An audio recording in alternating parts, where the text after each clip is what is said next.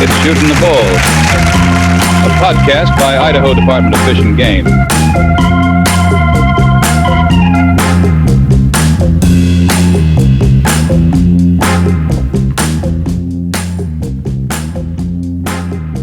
Yeah, if you make it through your first year of probation, you automatically get bumped to that senior conservation officer level. Which doesn't give. I think it should be switched to folks like you guys and like Brian that have been there for 20 plus years. That should be. You think you should? I'm trying not to offend you. You should equate senior with white hair. I don't know if I like the direction that's going in. No. Delete. Retract. No. Welcome to Shootin the Bull. We're here. I'm here with Ben Bieri. We're here in HQ, but we got a special guest, Matt O'Connell, Regional Conservation Officer out of Southwest Region in Nampa, sitting in. How's it going, Matt? I'm doing great, thanks. If you're noticing a trend with some of our recent conservation officer interviews where they're about 1 week till retirement, that's what we're trying to hit on. We need to preserve some of the institutional knowledge and stories. And these guys are full of them. Matt's going to have a whole bunch of stories for us. So yeah, welcome, Matt. Welcome to Shootin the Bull. Thanks. Yeah. How many more weeks you got till retirement?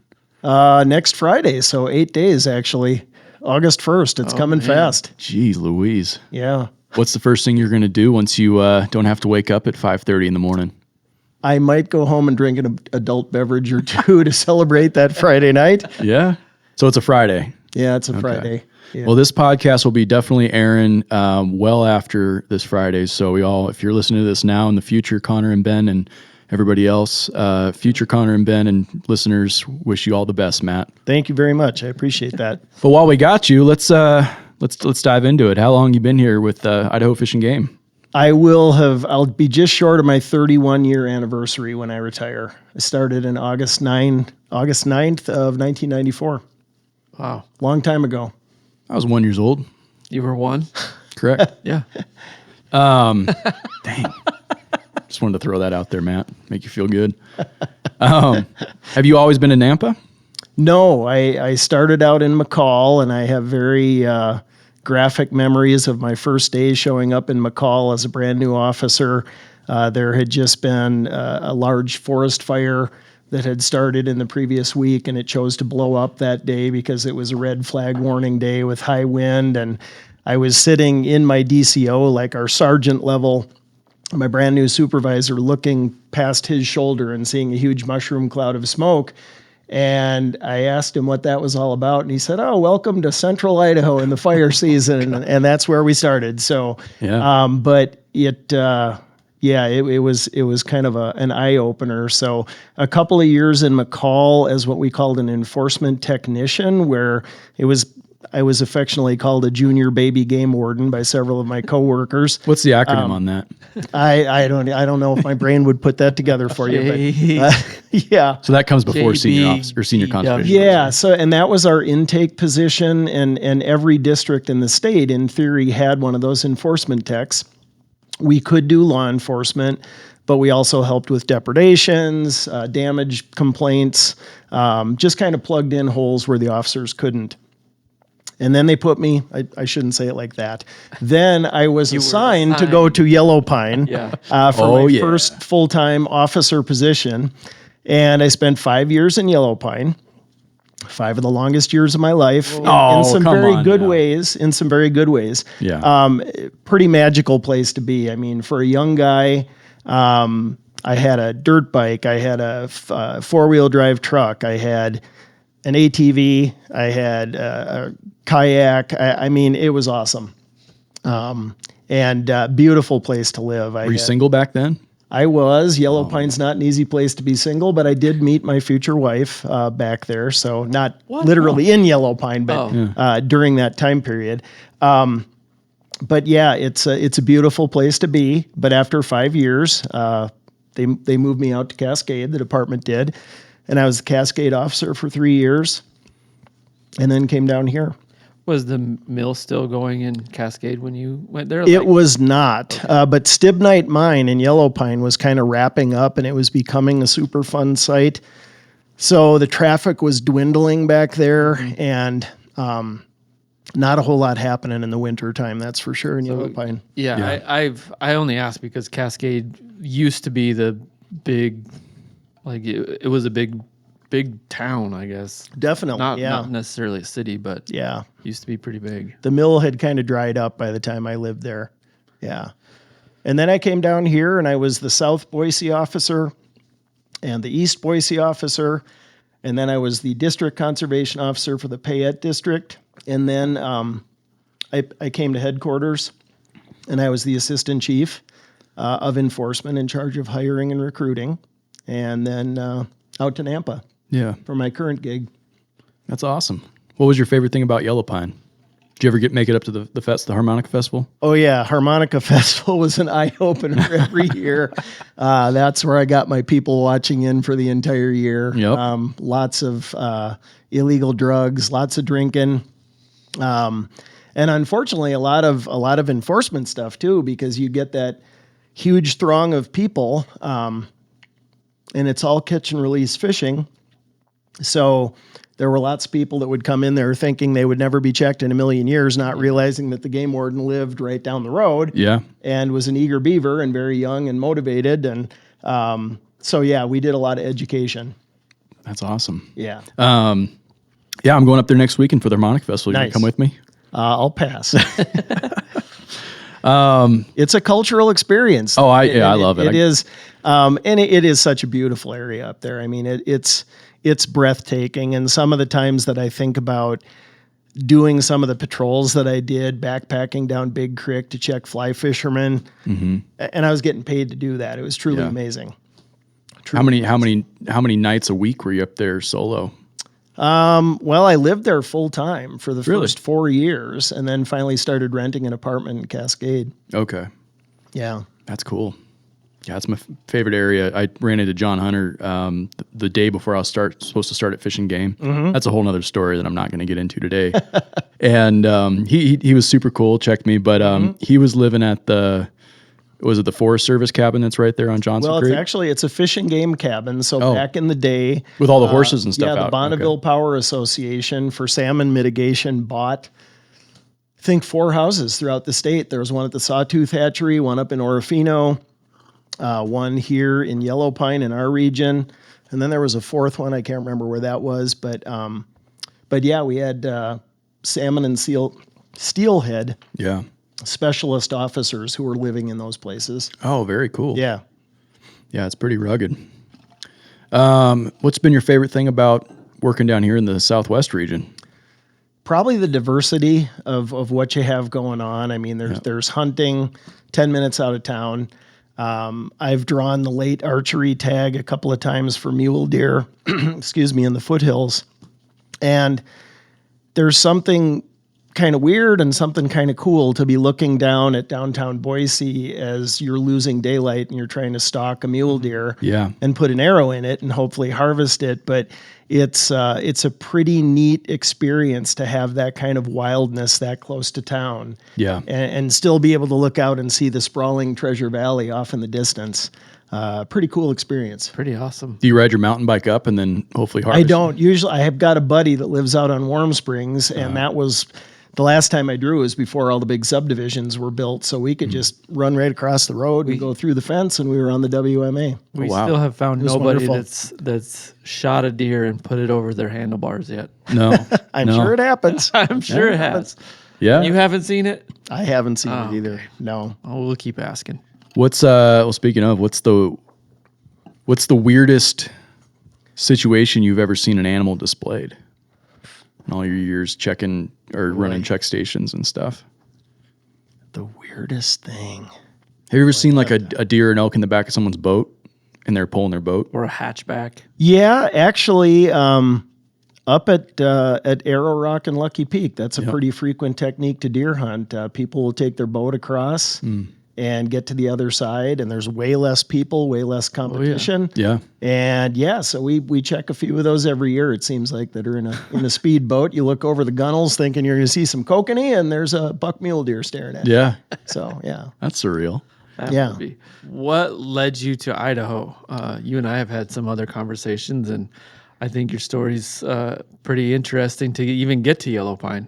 Well, thanks. Everybody's got an origin story, and mine I think is kind of cool because it led me into the line of work that I'm in now. As a kid, my dad was an educator, had summers off. We took some epic vacations. I grew up in Wisconsin, not many mountains there. I fell in love with Yellowstone and Wyoming and Idaho and the wild places out here. After college, which was not at the University of Idaho. No, UW Stevens Point, my alma mater, the Mighty Pointers. Division III juggernauts in football, at least when I was there. The what? The Pointers? The Pointers. Oh, yeah, we had a big pointer dog mascot with these goofy flapping ears, and it was pretty silly. My ears are not working. Anyway. I heard something. Stevie Pointer. Stevie Pointer was the name of the mascot. Huh. But anyway. What breed of dog was it? A pointer. Oh, but what kind of pointer? Well, I'm not sure. Oh, I don't think you. It was an ambiguous they pointer. couldn't get the mascot from the grotesqueness of the costume. I don't know if you could really tell. but so I got my degree in forestry and resource management, and kind of gravitated toward being a park ranger. That had always been my dream job. So fast forward a few years, I've got my law enforcement training, and I am a park ranger at Shenandoah National Park in Virginia. And I got hired for a special anti-poaching detail because they have some serious encroachment issues with people killing black bears and deer and turkeys in the park. And one of my partners one day and I took a hike. We were assigned to go out to this very remote part of the park called Grindstone Mountain. And there was a really good trail out there, but it was very, very sparsely used by the public. It was really off the beaten path. And at some point in our hike, we noticed a really, really big game trail downhill from the trail we were on. And we looked over on the other side. There was no game trail there. And we're thinking, boy, this is weird. And then we started noticing kind of a rotten odor, followed our noses, went downhill, and still couldn't see anything. But then we heard a woof, and we both turned our heads, and there's a black bear staring at us from a culvert trap. And this culvert trap had been hauled into the park and basically camouflaged and built into a hillside. And there was a live bear in it. And we were freaking out. We're seasonal park rangers. They didn't cover that in our law enforcement academy, what to do when you find a caged bear that's still alive. So we very carefully, we snapped some pictures for evidence and then got the heck out of there. And we told our supervisors over the radio, we have something big that we need to share, but we're not going to share it over the radio because everybody was using scanners back then. So we got back to civilization, told our supervisors, and then the next thing we know, the Park Service version of a SWAT team descended on Shenandoah. They had 5 or 6 rangers with their assault rifles surrounding that trap, and the guy came in the following morning with a handgun. So he was breaking all kinds of National Park Service laws, preparing to dispatch the bear. We did a search warrant on his house and uncovered all kinds of bear gallbladders, ostensibly taken from poached bears from the park. It was an eye-opener to me, and at that point, I had heard about commercialization of wildlife, but I didn't know the magnitude or the lengths that people would go to, and the time that probably was involved in them secreting that bear trap into that hillside. A very elaborate plan and very effective. And then when we started looking around, you could see evidence. There was blood spatters. So there had been other bears killed recently. So yeah, kind of an eye opener. And at that point I realized, being a park ranger, I'm largely keeping human beings from being stupid and saving them. And I'm not doing a whole lot to impact the natural resource. But that bear poaching case kind of made me feel like that's the direction I want to go in. Yeah. Shortly thereafter, I got hired in Wyoming as a game warden. They had 65-year-old guys still working in Wyoming and loving their job, and now I know why. Yeah. But for a young guy at the bottom of the totem pole, it didn't look promising to get a job. So Idaho hired me, And the rest is history. And I've been here 31 years. How old were you back then when that case happened? That I was probably 26-ish, something in that ballpark. Yeah. Wow. Yeah. So pretty green, definitely. And Yeah. it was one of those case of a lifetime type things as far as the park rangers were concerned. And I mean, the permanent rangers were acting like we were big heroes. And it's just like, no, we stumbled into this. We used our instincts. We're not heroes. We just were good observers. And then you guys did the heavy lifting, of course. But I was allowed to participate in the search warrant, which was really cool. Yeah, it is cool. Very eye-opening. Did you grow up hunting and fishing too? So were you kind of you were kind of immersed in the avid fisherman? Okay. Avid fisherman. But my dad pheasant hunted in Iowa growing up, but he didn't hunt when I was growing up, so I really didn't have that mentoring. Yeah. So I'm kind of a late bloomer when it comes to hunting. That's cool. But I do enjoy it now. Yeah. Quite a bit. Yeah. Do you still long for Shenandoah at all? No, because I also worked at Yellowstone and Zion. Oh, you got and your Rocky taste. Mountains. So I got kind of spoiled by the big parks in the West. Shenandoah has its own beauty. It's a very gentle beauty, and the eastern hardwood forests are amazing. And the resource is amazing too. I saw some of the biggest black bears I've ever seen in my life there. I mean, they have such acorn crops, and those bears get fat and happy unless people are poaching them in culvert traps, of course. So. What's the biggest driver? You said it was the gallbladder trade? Yeah. Okay. Yeah. And then skulls and claws as well are very lucrative. And the gallbladders, the price of them goes up astronomically as they head toward usually the Asian pharmaceutical trade, where they're thought to be a cure-all for many, many things. So, yeah. Have you had a similar case in Idaho during your time? Something that was a lot of it is not necessarily stumbled upon, but what's a big one you can recall? So I jotted a couple of notes. So when I was still in Yellow Pine, one of the bigger cases I was involved with early on was kind of similar in scope. There was this dude, and I don't know if I should use his full name, but we'll call him Ernie. And he was from Washington State, and we got pretty good intel that Ernie was illegally guiding and outfitting back in the Frank Church Wilderness in the middle of nowhere. I mean, he was horsepacking in 35 miles to this little obscure drainage called Deer Creek, which I had never heard of. So we put a plan in motion, and unbeknownst to Ernie, there was a member of his camp that finally had said enough is enough and had tipped us off. And we had some pretty good intel going. So I went in there with my boss, Larry Gendrich, who was my DCO. We horsebacked in, stayed at the Stonebreaker Ranch, which was wonderful. So we had a great base of operation. And then Deer Creek was about a 7-mile horse ride. So one of the first days in there, we went and kind of reconnoitered and went into Ernie's camp and checked him and kind of did the howdy doody thing. And unbeknownst to us at the time, Ernie and his henchmen kind of made it so that our backs were turned to the salt bait where they were shooting elk off of, which was literally 300 yards behind us. They tried to manipulate us to stare the other direction, so we didn't really see it at the time, but we found out about it later. Did they know you were officers at that point? Oh yeah, we were. Okay. Yeah, we were wearing uniform. We weren't trying to hide anything, and we also had a Forest Service officer and then an Outfitters and Guides officer. So they knew we were serious, because like not very often in the backcountry you have 4 armed officers ride into your camp. Yeah. But we played it really cool, and we knew who our confidential informant was, and they played it really cool. And did they know who you guys were? Oh yeah. Okay, yeah, so there were you guys had run into each other in the backcountry before. So then we left the area after we had ascertained that they had killed 1 bull elk. And then Ernie came out from the backcountry a couple days later, and we had an all points bulletin out for him. McCall PD spotted his vehicle. They pulled him over. I still remember that phone call, like 1 o'clock in the morning, that, hey, we've got him. They just came into town. And we spent most of that night and early morning processing evidence. They had killed the bull over the salt lick that they had made 200 yards outside of camp. Our CI had some great intel. But the thing that was really disturbing about Ernie and his henchmen, they had a map that they would give to the people that paid them $4,000 or $5,000 to hunt that depicted every animal they had killed over probably a 10-year period. And it was disgusting. There were probably 60 to 70 animals that just their group had accounted for. Man. And they were shooting anything, mule deer, bears. they probably shot a moose or two, although that wasn't noted. Yeah, they were killing bears. They killed a couple of mountain lions, but mostly elk and deer.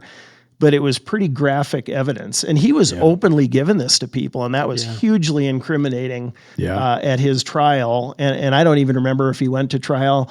But the sad thing is, for all of that, he only got a 5-year license revocation, because I checked on that this morning.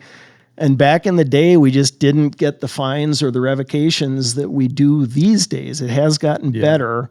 When you think about all the man hours and the time and the resources spent just getting back to that place, it's But you make them all. I mean, we checked a bunch of other hunters, and those are $1 million license checks. When you ride into somebody's camp, they're just blown away that Idaho Fish and Game has taken the time to come all that way in there. And it's just like, hey, we've got the horses. Might as well use them. Yeah. So, and I am not a horseman by any stretch. I've had some serious misadventures. I'm probably lucky I never got killed on a horse, but they're fun to ride. Yeah. They're a great tool. Did you have to learn how to ride horses when you started at Fish and Game? No. So I was a backcountry ranger in Yellowstone, which was probably one of the coolest gigs I've ever had. And, and I learned a lot of horsemanship skills then. So I was fairly proficient in rudimentary packing. And that whole summer I was riding in Yellowstone. It was incredible. Wow. What were some of the things you were looking for back then?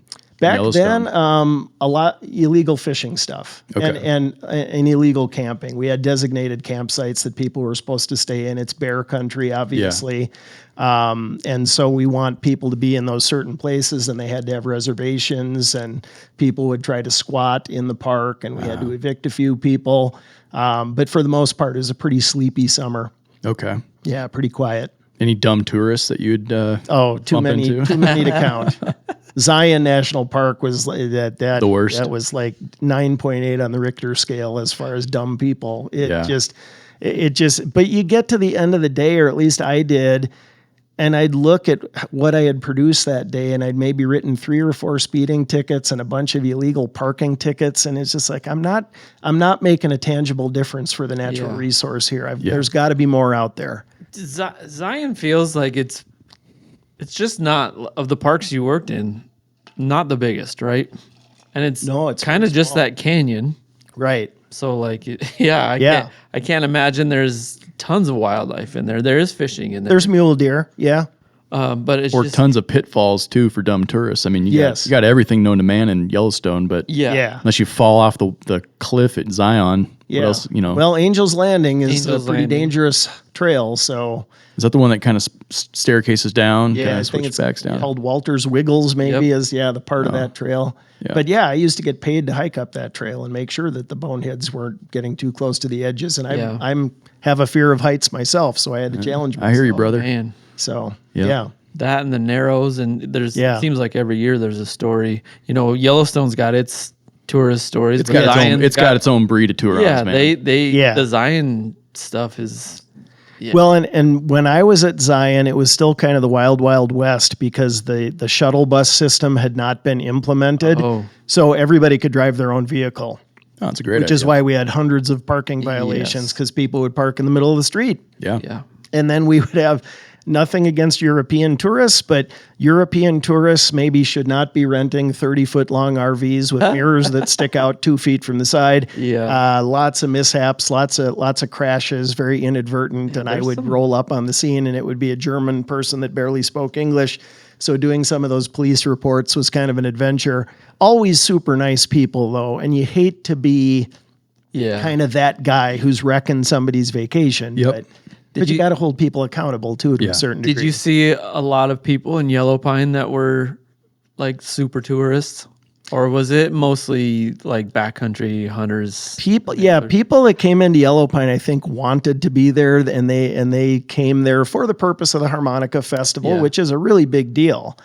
I mean, there's a reason there's a "Where the heck is Yellow Pine" bumper sticker. Oh yeah, absolutely. People generally don't know where the heck it is. Well, I saw on their Facebook page last week or 2 weeks ago, like they have a golf tournament up there. Oh yeah, they have their little golf course, Ponderosa Pine golf course. Yeah. My wife's doing the triathlon up there in October. Oh, perfect. Wow, the Yellow Pine triathlon. No idea. Yeah. Where do they swim? Warm Lake. Oh my god! And then they ride their bikes up Johnson Creek and that's then cool. just run through the golf course. I guess. No I don't know. idea. I had no The idea. golf course looked like they're hitting pine. It's a thriving recreational mecca. Hey, it looked cool. Like, So when I first started out in Yellow Pine, it was truly amazing. When elk season would start, you would drive in toward Big Creek to the trailheads. There would be several miles of pickup trucks and horse trailers lined up with all the backcountry elk hunters. Mm-hmm. It was something to see. And then it was one of those deals that, we make mistakes sometimes. We have seasons that allow too much harvest and we pay for it down the road. And I think that was an example of that. We had such a long period of time that people could harvest bulls and the elk population suffered. And then you have the additive effect of the gray wolves being transplanted in the Yellow Pine area around that same time.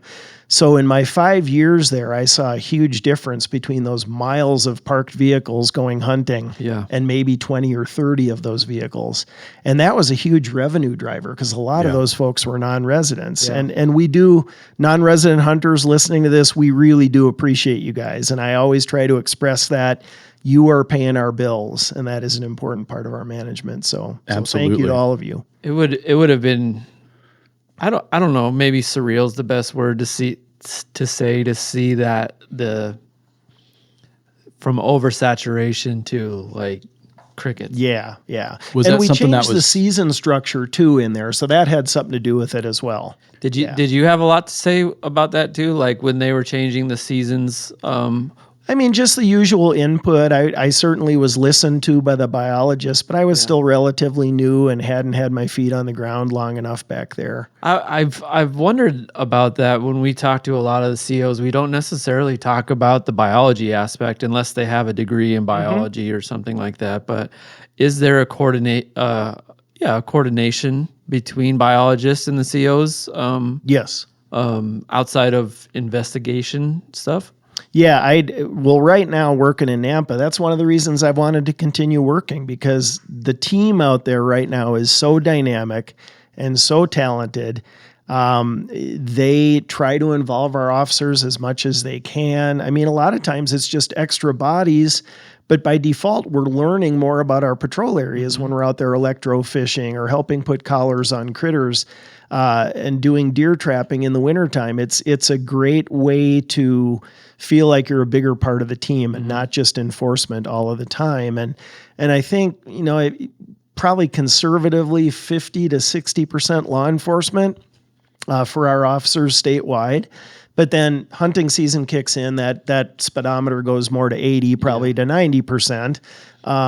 But in those slower times of the year, I love it when Wildlife and Fisheries is asking us for help and input, and we're always very active in helping with or at least suggesting regulation changes if it's an unenforceable law, for example, and the commission has the ability to tweak something. Yeah, or if you're seeing different trends, or like you can see, when the snow geese stop coming or something like back to what you saw in Yellow Pine. Like you guys are observing just as much as those biologists. Yes, absolutely. Absolutely. So they do use us as kind of their anecdotal fact finders. Yeah. Yeah. What's the worst chore that our wildlife or fisheries folks stick you on?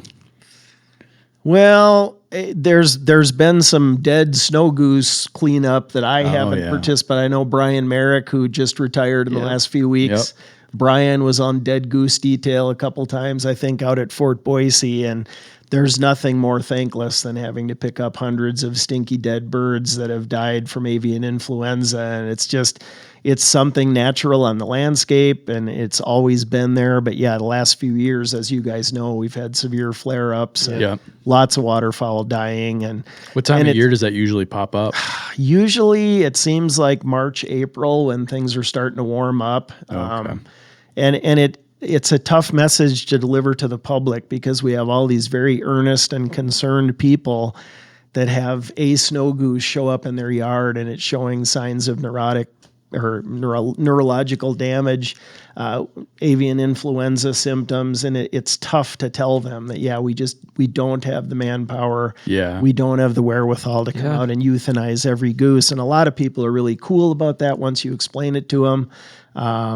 But sometimes we're dead body disposers. Yeah.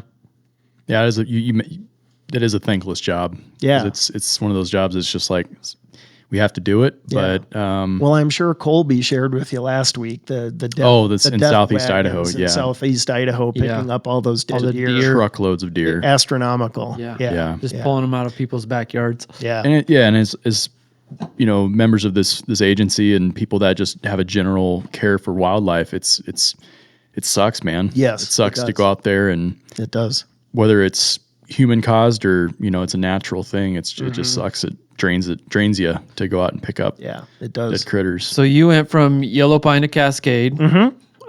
Cascade, I'm sure, had a different set of people that would show up, particularly in the winter, to go out on the lake. Or snowmobiling. Well, and so my timing was really poor when I was in Cascade, because at that point our fisheries guys were still trying to get a handhold on what decimated the perch population and what made the perch fishery crash.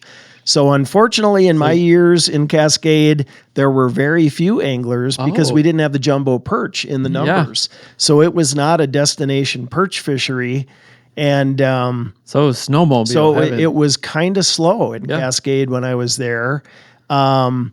Kind of a similar clientele to Yellow Pine, only multiplied by several hundred, because there's about 35 people in Yellow Pine, maybe 1,000 in Cascade.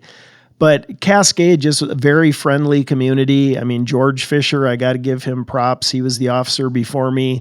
He did a lot of goodwill work and was loved in the community, and that made it a lot easier for me. It made it tough sometimes because people, well, that's not what George would have done. You have to explain to them, well, I'm Matt, I'm not George. And, but George did a lot of valuable legwork for me, I think, by being so PR oriented and that's a big part of what you guys people do, though, friendly. too, right? Oh yeah, absolutely. Is the education and just that development of relationships. Yeah. Everywhere you go. Yeah, and I think even in Yellow Pine, I busted a few of the locals, but I'd like to think I was respected by most people because I was honest and I had integrity. They knew I worked hard. And I made it a point of going into Yellow Pine once a week, at least have breakfast at the cafe. I would hear the same old stories about how we mismanaged this or mismanaged that. But part of it was just kind of taking that in and kind of bouncing it back in a softer manner and maybe giving them a few thoughts. So, well, maybe that's why they did it. That's way before my time, but so I can't speak to it. And they always meant it in a good way. They weren't attacking me. They were kind of going after the department, and that's okay though. So yeah, community relationships are so critical. They really are to everything we do. What are some other ways in the Southwest region, or in Nampa specifically, that you've had outreach and engagement with the public? Well, I mean, I love teaching hunter ed. I wish I could teach more classes, but it's so. You will in a couple weeks. I will. Yeah. It's so valuable. Time opens up for you. Yeah. Yeah. Especially with the young kids who are going through it, who have not hunted yet and have hopefully good adult mentors. I think it's so meaningful for them to see an officer who can come in and laugh a little bit and smile, be just a regular human being and explain that I make mistakes too. You're going to make mistakes, but it's what you do afterwards to help clean up. That's going to make a difference between being maybe a good person and a bad person. So those are really valuable times, and free fishing day every year. I think I've made it to just about every free fishing day in my 31-year career. And that's probably a circus down here in Treasure Valley. But it's a rewarding thing too, because at least once you're helping somebody from ground zero. Yeah. They don't know how to tie a hook to their line. They don't know the first thing about it. But if you take 30 minutes with them and show them some attention and kindness, at the end of that 30 minutes, you've made a new friend for the department, and they're going to think good things about Fish and Game, and that's very, very important. Yeah. So even at a place like Park Center Pond, where there's a huge turnout for free fishing day, you always find those little quiet moments where you can help a little guy that maybe smiled at you or was super polite and it's like, I want to help that kid. Yeah. He's a nice kid. That's really neat, man. I think for some of us, if we've been fishing since we were 5 years old or whatever, we kind of take that first fishing trip with whoever our mentor was for granted. And if that kid that you're teaching on free fishing day doesn't have a mentor, doesn't have a parent or a grandparent to show them what to do, I mean, it seems kind of trivial when you think about it. But for somebody like you that's out there helping these kids, I mean, that's really, really special. Yeah, it's very rewarding too. And I think being a conservation officer has been so different from being a park ranger. I've kind of touched on that. I felt like I was protecting people from their own mistakes as a park ranger. And there's just so much of an opportunity to give back to the community as a conservation officer. And I mean, I was on the city planning and zoning committee up in Cascade. I know a lot of our folks are on volunteer fire departments. So they're integrating themselves into the community and being a helper in that community, not just on the job. So that's a really cool way of finding acceptance in small town Idaho. Yeah. I want to ask you, you talked about something in your time in Virginia. You talked about taking pictures, and that was even pre-digital anything. Right. So was that on a 3x5 hard floppy disk? Yeah. What has changed? What's been I don't know. I don't know how to phrase this best, but I want to tease out, like, what's been the best thing that's changed technology-wise over your time, and what has been like, I wish this would have never happened? Which they could be the same answer too, right? That's a tricky one. No, I think I'm the regional conservation officer, so I'm like a lieutenant or captain level. So I have 21 officers who either directly or indirectly report to me.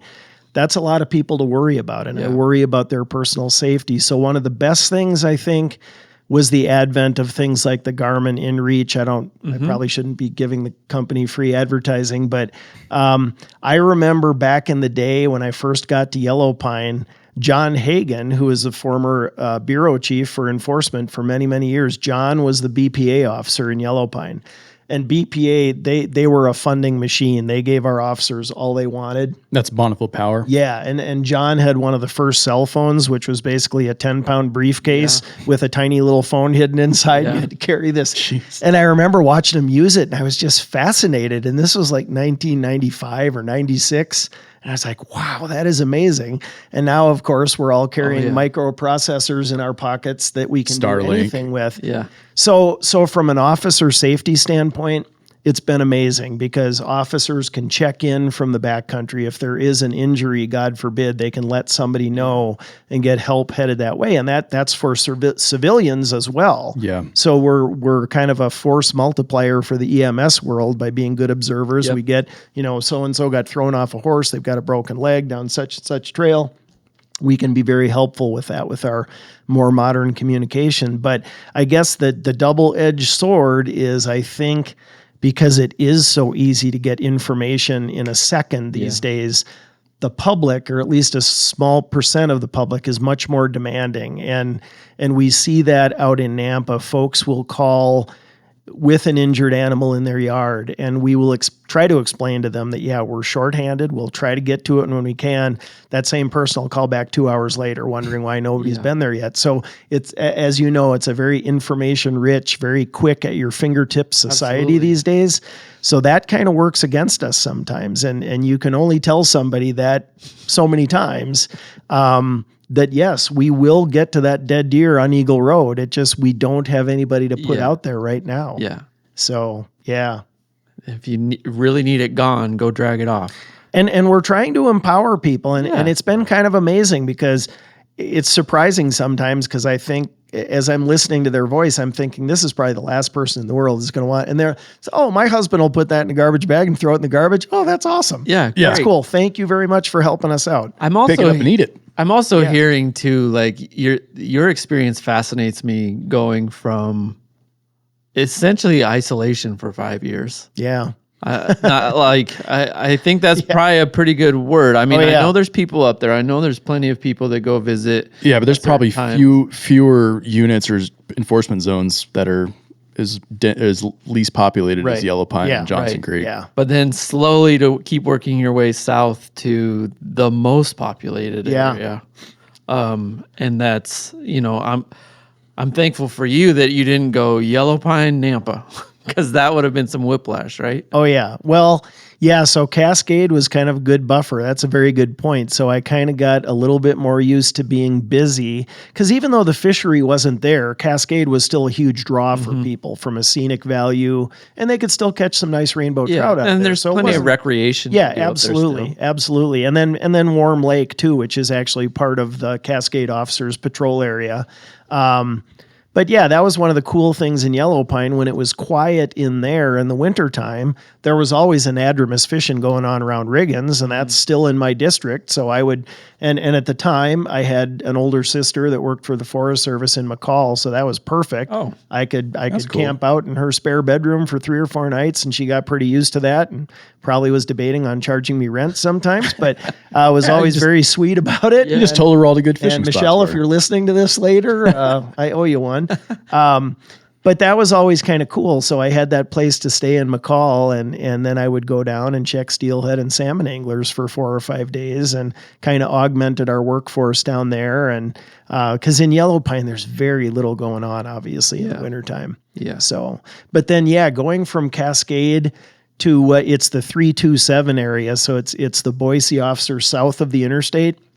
And you've got CUNA, you've got Swan Falls, you've got a chunk of the Snake River. We've redrawn those boundaries now, so that's not exact.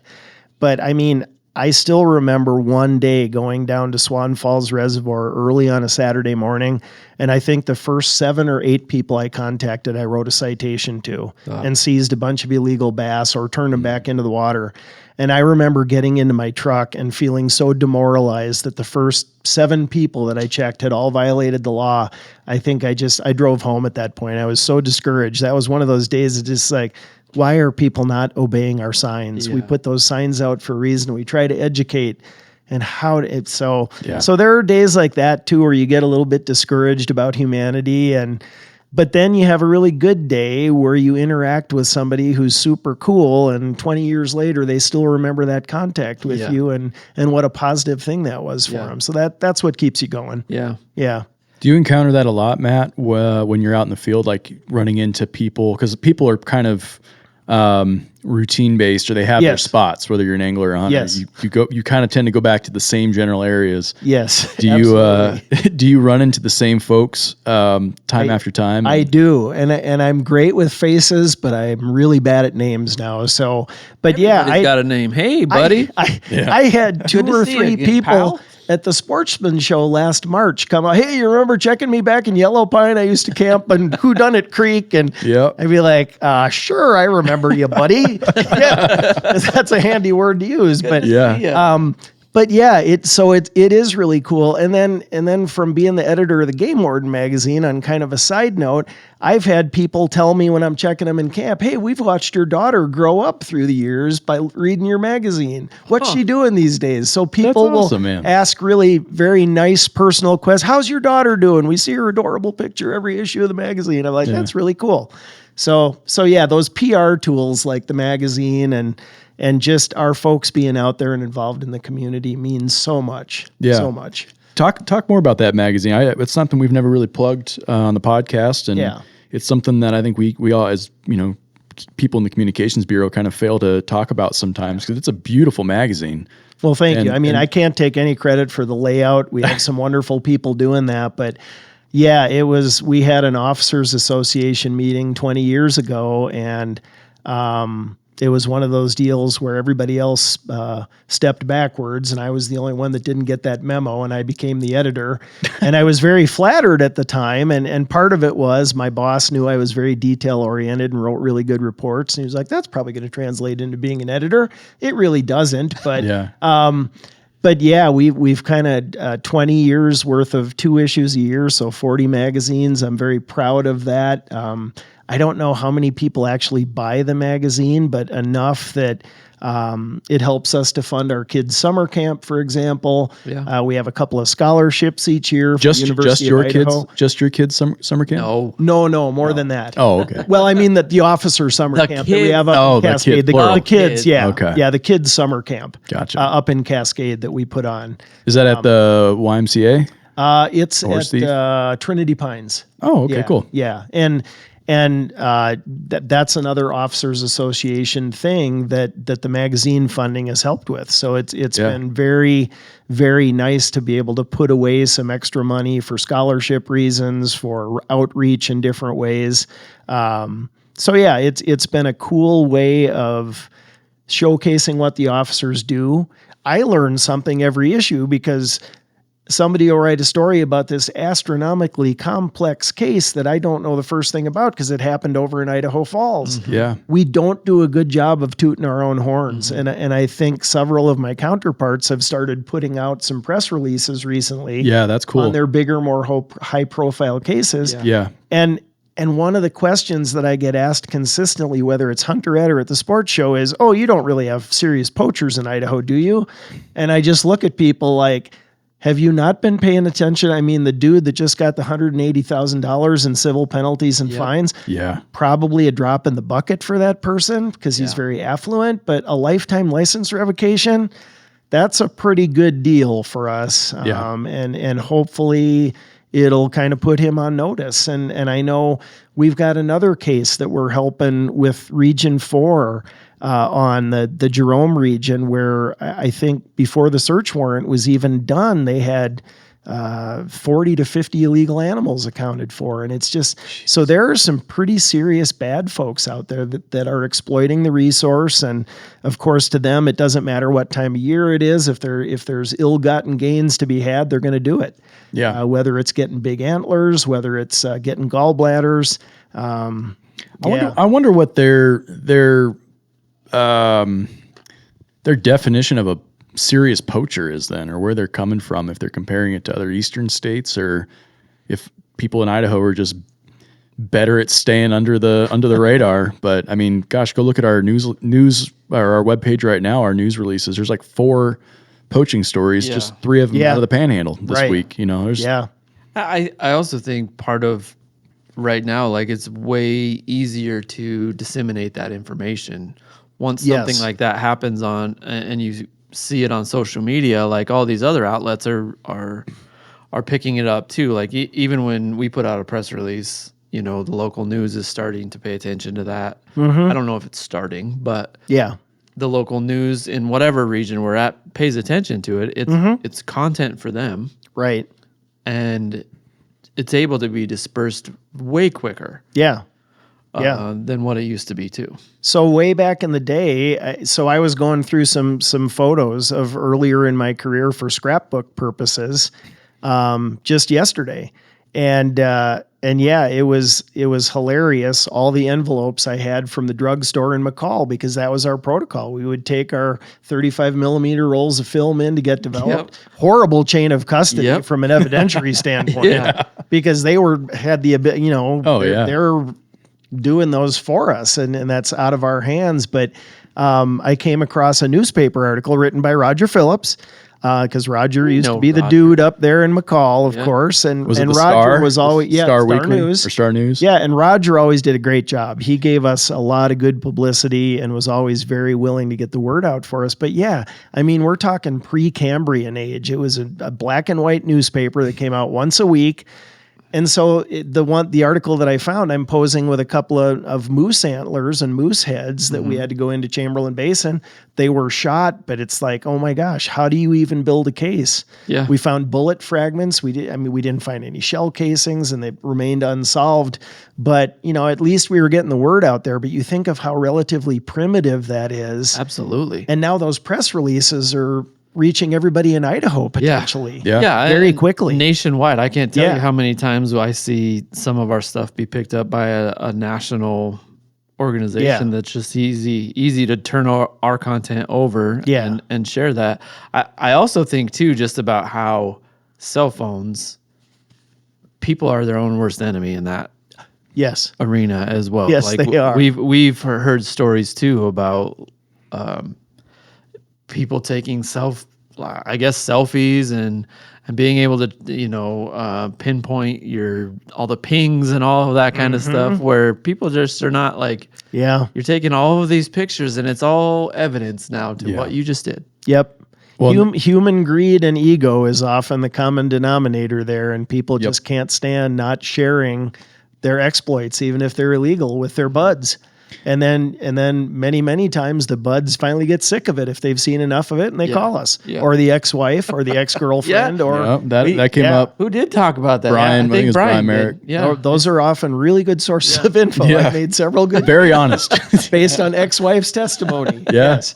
Have you seen that firsthand? Oh yeah, absolutely. Oh, absolutely. Yes. I would like to know too, like if you're as you're now, like you are definitely in the, I'm looking back at my career and the proud things and the not so proud things, the highs and the lows. Like, I want to know what you're going to miss too. Like some of those sunny days on a back road. Like, could you paint a picture of just one of those days that you are going to miss from your job? Yeah, I'm going to miss the camaraderie with my coworkers without a doubt. That's a pretty easy one. The crew out in Nampa right now is tremendous.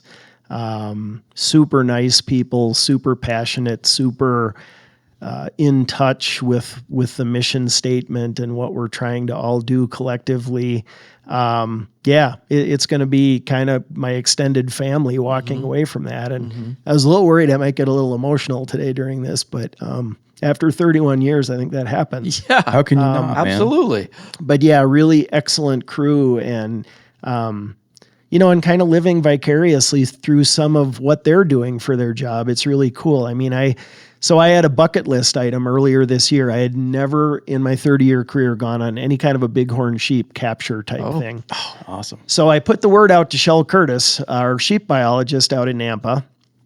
And Shell kept asking me, but I kept having conflicts. But she didn't give up. And finally this year, she was able to get me out into the Owyhees, and it was so rewarding to handle. And we only captured 6 or 7 sheep, but I was like a kid in a candy shop. I think I was smiling for the whole week before and after.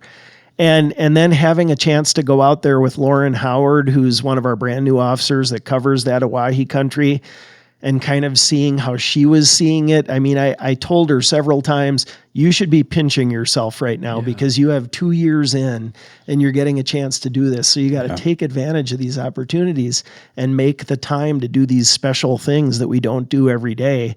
And how many people can say that? I mean, I've handled black bears. I've handled mountain lions. I've got a great picture of me holding a mountain lion up in Cascade. It's one of the coolest jobs ever, I think. Yeah, it's awesome.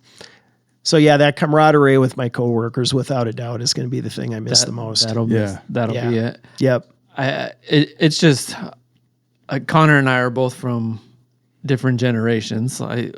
I bridge the two of you, but what I'm finding too is there's fewer and fewer places where people are there for 30 years. Yeah. It just doesn't happen. Right. And more, especially with my generation. Yeah, particularly with yours, 1994, whatever generation that is. 3, brother. 93. Oh yeah, you were 1 when he started. Enjoy it while you can. I know, buddy. I love it. Fish and game. You know, I've had a career of 3 or 4 different careers, and what you've been able to experience, I think, is something that a lot of people are chasing as well. Just to find that place where you can be you, where you can be challenged, where you can live in the highs and the lows, and like 30 years probably goes by in a flash. Yeah, and you're not to say every day's like this passion project, but like that's amazing. Right. Well, the way I look at it now at this phase of my career, I'm doing a lot of admin work. I have to be honest. I'm signing permits. I'm approving people releasing game birds on public property for training dogs. I'm writing spotlight permits for people to go shoot coyotes at night or to shoot wolves at night. And that's an important part of what we do too. It's mundane. It gets tedious sometimes, but if I'm doing that, I figure I'm freeing up somebody else to maybe be doing something more important. And I'm glad you had a chance to talk to Brian Merrick, because he was another guy that had a super rich career, one of the nicest human beings you're going to meet. And I think there's this perception that you got to be kind of a hard ass to be a good officer.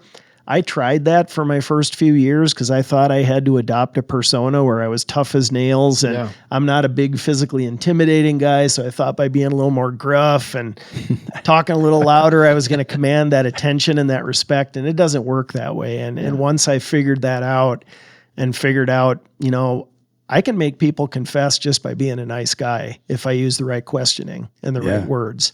You got that Midwestern charm too. About you. Yeah, it's Midwest nice. Yeah. Well, that there is something to that. Yeah, but yeah, I think it is a profession where people and one of the things when I was in charge of hiring as the assistant chief, a good communicator that doesn't have any police skills to me was far preferable to someone who had all the law enforcement training, but a very gruff demeanor. And we could tell that right away when they go through our 2-day or our 1-day interview process, screening process. Like, yeah, he's got skills, hard skills from going to these police academies, but is the public going to like him? Yeah. Is he going to be accepted in small town Idaho? And those are important questions. Yeah. So we still continue. And I think wildlife and fisheries as well, to some degree, you have to have good human beings that can work well with others for them to have success in this agency. Yeah. Now I'm hopeful. You were on my hiring panel. Now I'm hopeful that there was something redeeming that you saw. Was he on your hiring panel? On my panel. Oh, that's cool. Was. Yeah. Yeah. We all sat in a big room. It was during COVID. We all sat in a big room with our masks on. And So what was the biggest mistake of your career, Matt? The biggest mistake of my career. Was it sitting on Ben's hiring panel? No. I'm just kidding. I was just messing with you. I've made some pretty poor decisions. I mean, I'll say. Again, going back to Yellow Pine, and part of it is just the remoteness. But I remember one day late in November where there was one set of tire tracks going up the road, and I decided to continue following that set of tire tracks. And if you've been up above the Stibnite mine and you go over Monumental Summit, those tire tracks continued going up and over Monumental Summit, and there's probably already a foot of snow on the ground. And I'm following these lone tire tracks because, by God, there's got to be some hunters out there. What time of year is this? This is November, and there's already a foot of snow on the ground. So I get half mile or so below the summit, and I realize, there's ice underneath this foot of snow. My truck is sliding all over the place. So I very carefully did about a 28-point turn and got my truck turned around, and I was terrified. I really was, because I was getting hypothermic. I was wet because I had to be out. With my shovel, I was trying to undig my truck. I cut down some tree limbs and put the pine boughs underneath my tires. That didn't work. And then my set of tire tracks pulled up behind me, and it was some Yellow Pine locals, and they just started laughing at my predicament. But the good thing was they helped me. And with my bumper winch, and we didn't have winches in all of our trucks back then. I had that BPA truck, so it had a winch on the front bumper. I was pulling myself up 100 feet at a time with that winch back up to the summit. And then I so you're coming back down. Yeah, sheepishly drove back to my house. But I told those guys, I will buy you whatever you want for dinner tonight in Yellow Pine. And that ended up being a couple of cheeseburgers. Yeah. But I was more than happy to help them out. And they were ribbing me a little bit. And I said, rookie mistake. That was a stupid thing to do. And it wasn't really a near-death experience. I certainly could have hiked, but it would have been a long hike. Very long hike. A long hike. And no radio communication. Yeah. That, going back to that point we made earlier about the how fantastic it is now that officers have the in-reach, that they can send a message. I would tell the Valley County Sheriff's Department, I'm going to go back in the backcountry for 5 days if you don't hear from me. And that was my safety plan. That was it. And I had no satellite phone. I had no nothing. So sometimes I had my dog with me, but he doesn't talk much and can't really relay emergency things. So, but those were some of the greatest times too, because the mishaps didn't happen. You had a successful patrol. Your airplane came in on the right day to pick you up, and life was good. Yeah. But I think about how many times we all collectively flew by the seat of our pants. Yeah. Yeah. Do you feel like from that's an just part of officer the job safety. now too, or do you think that element of the job has gotten a little bit safer just with technology? Much safer, yeah. Okay. And I think a lot of, at least down here, using the state police dispatchers, they are so professional and they're on the spot. I mean, if somebody is a half hour past their checkout point, they start calling on everybody's cell phone. So we have a phone tree that they use, and we try to figure out, well, is their truck at home? Did they just forget to check out? So our safety has gotten tons better, as well as our equipment. And that's something I'm kind of proud of. Some of those changes happened when I was the assistant chief. I can't take credit for them, but partial credit. Our safety equipment, the first truck they put me in when I was in McCall, I could literally see the road through the floorboards. It had rusted out, and I'm driving that truck, and it had no emergency lights. And I mean, my first winter, I was driving something from McCall to Cascade. There's a vehicle that slid off the road. Highway 55 is pretty treacherous. And the guy ends up driving under the influence and got arrested for DUI. And I'm there with no gun, no safety equipment, in a Fish and Game uniform, kind of the authority on the scene. And thankfully the county deputies were close by. But yeah, goofy little things. And now we're better equipped to handle stuff like that in general. I think I want to see your scrapbook when it's done. It's going to be the fall episode, fall issue of Game Warden Magazine. All the pictures that you took that were 35 millimeter and yeah. Do you still have a lot of those 35 mil? I do. Photos? A lot of them turned out rubbish. Yeah. So it's just like, this was supposed to be an evidence. I mean, I would take a picture of somebody's salmon permit where they hadn't validated the fish. Yeah. And I was looking at them yesterday, and my eyesight is getting bad, but they were so blurry. You're like, is this a black bear or a spare tire? Yeah, the judge or the prosecutor, they wouldn't have been able to make heads or tails out of that. Yeah. That's supposed to be my evidence for writing a citation. So yeah, it was pretty rough back then. Did they put you fellers through photography classes or anything like that back then? Just how to... I think I went to the Wyoming Peace Officers Academy when I was still working for them, and very similar to Idaho's. And I think we did have a module on photography, yeah. Okay. But it was more forensic crime scene stuff. Okay. Yeah. Yeah, that's crazy. Matt, So I saw one of your comments was most random out of the blue day that you have had. Yep, I was gonna. So just last week, and it's goofy, but I'm out at Nampa, and I go out to the front desk, and there's a dude out there waiting to get his license and tags. And I'm studying him, and I'm like, I know this person. I have seen this person. I don't know his name. I know this person. And Buddy. It finally kicks in that it's Ralphie from A Christmas Story, Peter Billingsley, who's buying a license and tags at the Nampa office. And he got to the counter, and I was like, I'm going to embarrass myself, but are you Ralphie from The Christmas Story? And he said, I absolutely am, sir. Nice to meet you. And he stuck his hand out and shook my hand. And I pulled out a business card and I said, could you give me an autograph for my daughter? I feel like a complete dork for asking you for this. Oh, that's awesome. But he was such a nice person and he was getting his passport. He's a brand new hunter and getting an elk tag, and he had his mentor guy with him, but he looks just like Ralphie did, except 5'6" and adult weight, but just a super, super nice guy and just a weird little interaction. But it was just like, that was so cool. And then everybody else at the office, why didn't you put it on the PA that he was out here? It's like, I didn't want to make a I have all those quotes running through my head. But he's living in Eagle. Hopefully he's a better shot now. Yeah. So he's in Does Eagle. he is? I have to ask. Do you think there's going to be a leg lamp at Christmas? There might be. Could be. You never know. You never know. Oh man. Yeah. When you get a report of a wounded deer shot by a BB gun, Yeah. you'll know who it is, Matt. I'll shoot your eye out. Exactly. That's funny, man. Yeah.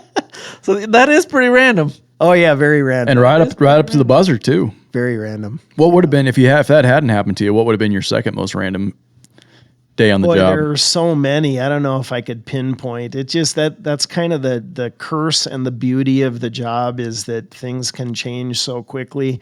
I guess, that something that we have to deal with sometimes, because it's our reality as being peace officers, is dealing with accidents. And I guess that's one of the more bad memories is I had to be the first responder, on an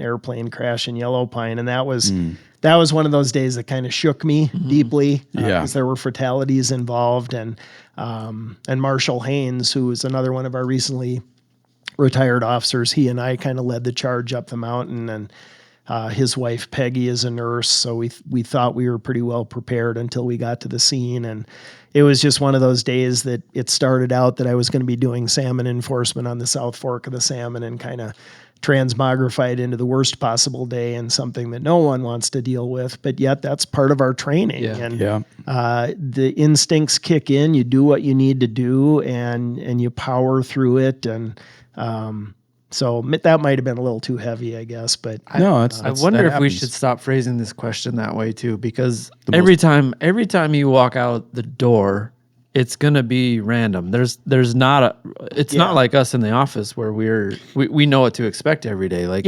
every day is going to be different for you guys. Right. Definitely. Every single day. Definitely. Yeah. One of the things I've been really curious about asking you, Matt, with you having so many years spent in the Treasure Valley around such an urban populace, is have you ever been a part of or investigated a wildlife crime that was part of like the restaurant trade? Ooh, that's a good question. I feel like if there was any CO or regional officer in a place in Idaho, it'd be Boise/Nampa.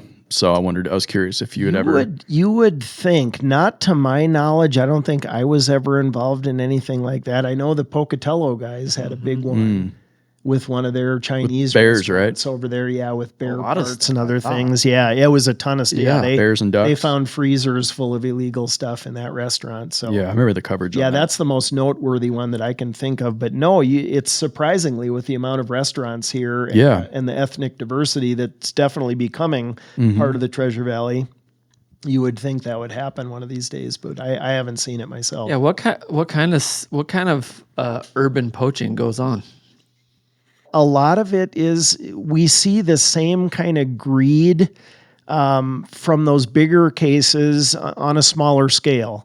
And a lot of times that's going to be somebody going to the city pond early in the morning and catching their 2 rainbow trout, taking them home, coming back dressed slightly differently 2 hours later, catching 2 more fish.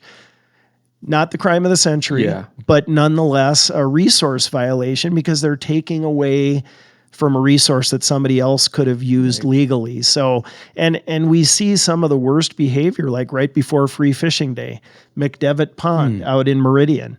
I guess it's Boise Meridian, right on the border. But Boise PD puts a ton of huge fish in there, including those abomination golden trout things. Those are weird. I would never eat one of those things in a million years. But I remember it being so discouraging when I was the officer that covered that area. It would become a free-for-all because people would know those big fish were in there, and we'd have people out there with dip netting fish, keeping way over their limit. And then when we approach them, they give us attitude. Oh, they're going to die anyway. The kids are going to catch them. And it's like, exactly. They're for the kids to catch tomorrow, not for you to net today. And sometimes it's hard not to lose your cool a little bit with people like that give you that kind of an attitude. But because you're the bad guy in their mind. Yes. You're ruining their day, and it's like yes. And I used to internalize that as a younger officer. I used to lose sleep over that. I ruined that person's day, and then I kind of had that light bulb moment where I realized, no, they violated the law. That is why I showed up in their hunting camp or at their door or whatever the case may be. It's a good feeling as a game warden when you ring the doorbell and the person says, "Oh, I know exactly why you're here," and takes you out in the garage and shows you. Or the ex-wife's like, "Yeah, let me show you what we got." Yes, exactly. I'll show you. Take you right to the game room. But it's interesting because we do have the big population in Idaho here in this part of the state. So very often folks will go poach in the salmon region, or they'll poach in Idaho Falls, or they'll poach in Pocatello and bring their ill-gotten gains back here. And so we kind of do cleanup. The officers over there make the case, and then they come over and join us.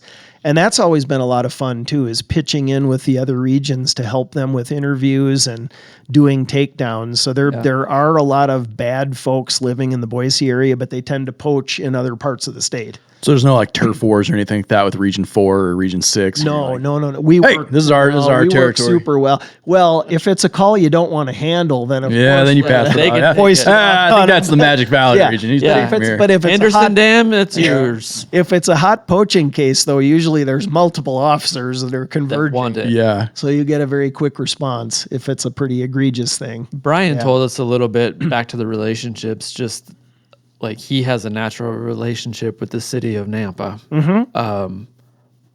Do you, I'm thinking to about some stories that we've had just locally in Boise about too many ducks being taken or doves or that kind of thing.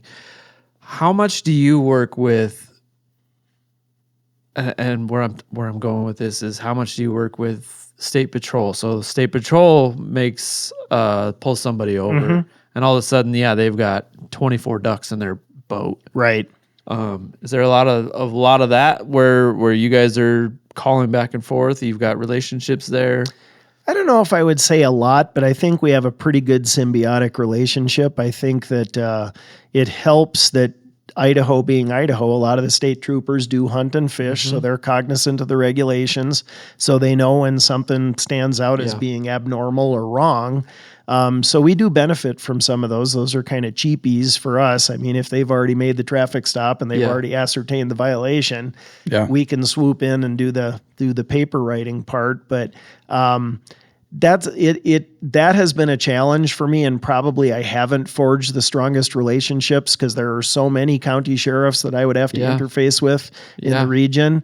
But I think so. The local officers do a really good job of that, of interfacing because Ben Cadwallader and his guys in the Boise district, they're in the Ada County Courthouse way more than I am. Got it. But then sometimes if there's inconsistencies with the way things are handled, I've gone in there a couple times just to have a proactive meeting with the prosecutor, because that's where we have a lot of disconnect. Because if the prosecutor is not a hunter or fisher person, they don't know why these citations are important to us. So going in and telling them the why of this is why we have this violation. That's why this law is written this way, to protect thus and so.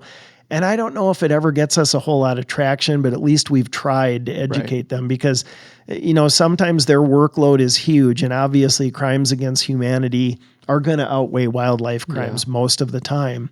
But for our folks, that's our bread and butter, and those are our big murder cases per se. So they're important to us. So I think, again, the forging relationships up in Valley County, it was really easy because the prosecutor is very small office, one deputy, one prosecutor. Judge Hank Boomer, I loved his name.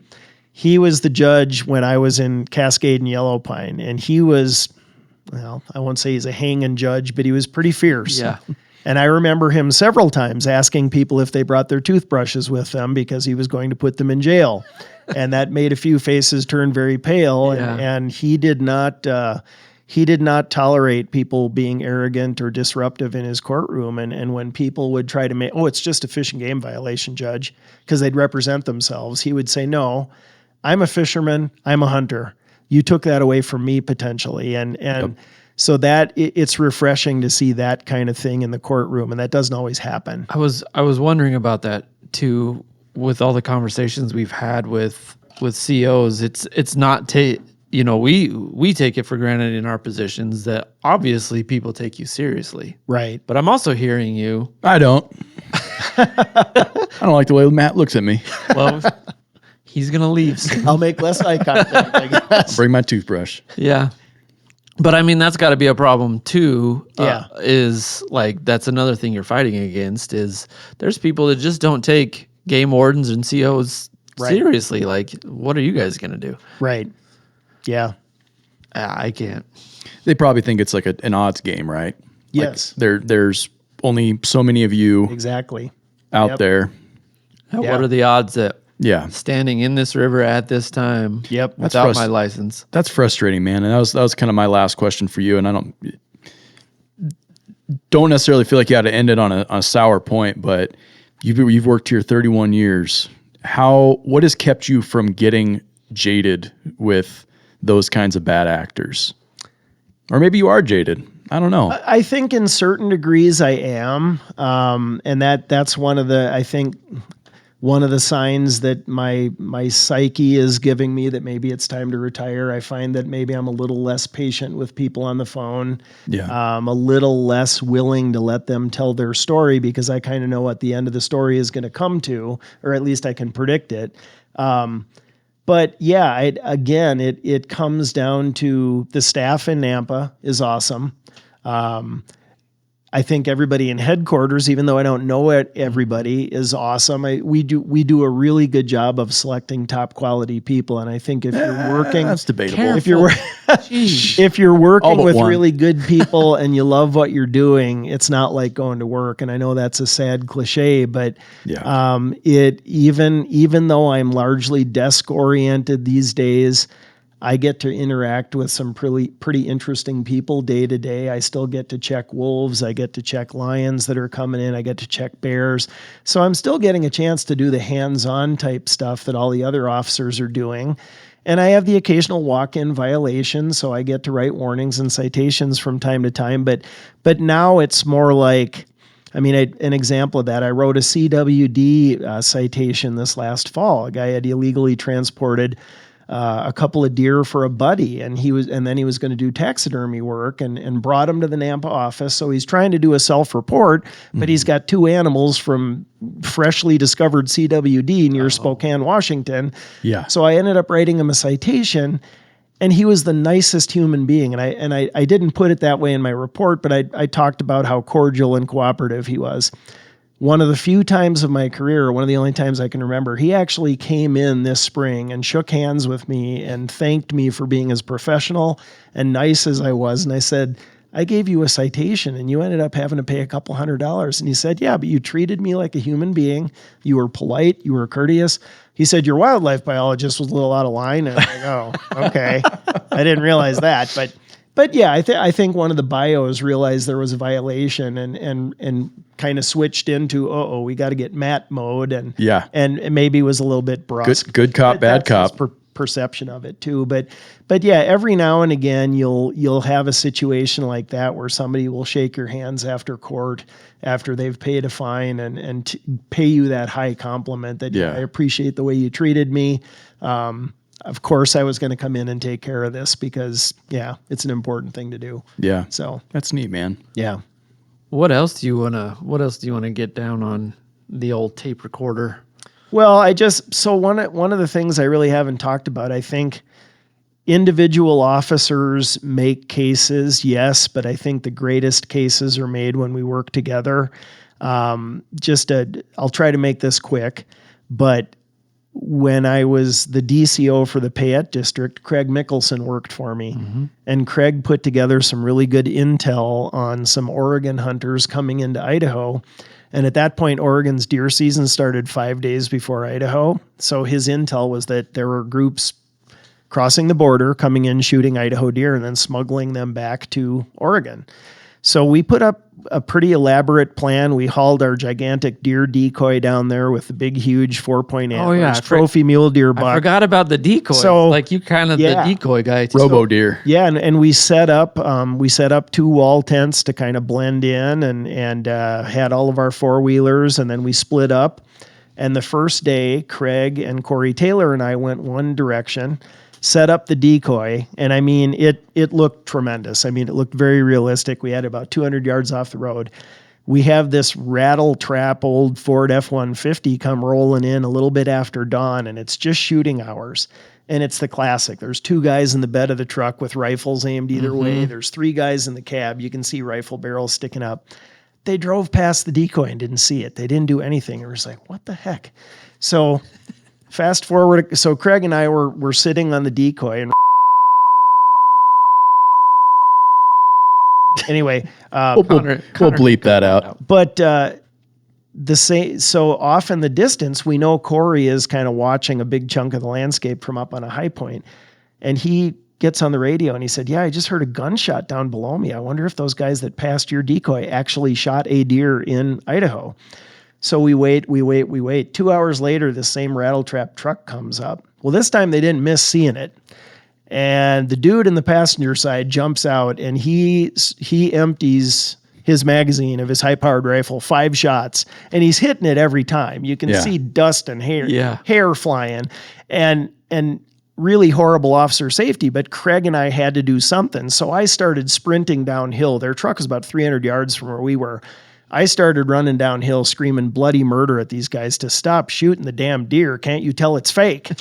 And by that time, a second guy has started shooting at it too. And so I get this thing won't go down. Yeah. Well, yeah, I think, and when they saw me, there's like the light bulb went off. There's like, oh, dang, that's the fake deer. And I was like, yeah, it is. It was. And then lo and behold, I look over into their tailgate and there's a freshly dead Idaho deer with an Oregon tag on it. So needless to say, had Idaho license plates on it. That was a good day to be a game warden because a plan came together. The team worked well. And those guys actually took it to trial in Owyhee County and they lost. But those are the kind of rewarding moments where, these guys were obviously poachers. That state line did not stop them. They killed a deer. The sad part of it was the guy that killed the deer, it was his first deer ever. And he seemed like a really nice guy, but the older guys who were with him, really bad mentorship, obviously. And one of the guys really had a pretty serious attitude with us. And it's just like, buddy, we caught you dead to rights. I mean, it doesn't get much more flagrant than 2 of you shooting off the road at our fake deer, plus having a real deer in your truck. But that was a really good one. And I give Craig a lot of the credit. Our officers do so much to build these cases with blood, sweat, and tears, and put in so much time, and they don't always come together. Either the person doesn't kill something the year you're targeting to look at them, which is often the case. But that particular moment, it's just like, man, we rolled the dice, and it worked out well. And then the next day, we got another shooter. Similar deal. And that one again was disheartening because the guy was coaching his 14-year-old grandson to shoot the deer illegally. So kind of discouraging, but at the same time, it's just like, they are going to be talking about Idaho Fish and Game in Jordan Valley, Idaho for the next few years after this. Because the word travels fast on the Coconut Telegraph. So, yes. So it was those were really fun. And as a supervisor, though, that was a really proud moment for me to see my guys working as a good team and making a couple of very substantial big game cases. That's the best feeling in the world. Yeah. So do you have anything you want to say to your force, Matt? Your coworkers? It's been great supervising all you guys. I know I didn't always juggle all the balls all the time, but I tried my best and really appreciate the heart and the soul that you've all put into your work through the years. And I like to take a moment too from just the people from the state of Idaho that won't ever get to shake your hand or even spend any time with you like we've gotten to do today and other days, and just say thank you for the time that you've put in and invested in the protection of all of our resources here too. So on behalf of the state of Idaho, thank you. Thank you. I appreciate that. Yeah, thanks for sitting down with us, man. This has been really cool, and we love doing this. And we love hearing the stories and hearing the legacy of a lot of you guys that have not just been here for a long time, but like been here in a manner that is in pursuant of all the things that we at Idaho Fish and Game are chasing after anyways. Thank you. What I was going to say, Matt, before Bieri just, jumped in there, was it's a real treat to sit down with you guys that have been here for 30 plus years, 25 plus years, because as Bieri alluded to earlier, like there's not a whole lot of other careers out there where you see and you see people working for that long. Mm-hmm. And someone like me, I plan on being here for that long, hopefully one day. And it's really, really cool. I feel like an eternal grandchild to sit down and talk to you guys about, your stories and your life and stuff. Yeah. And it's an inspiration, man. So thanks for everything you've done. You're welcome. Thank you.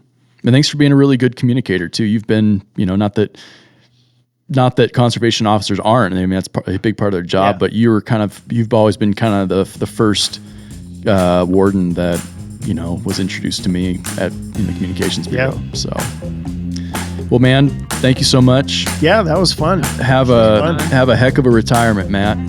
Get out and do some fishing, and good luck this fall. Thanks for hiring me. Yeah, you can. Yeah.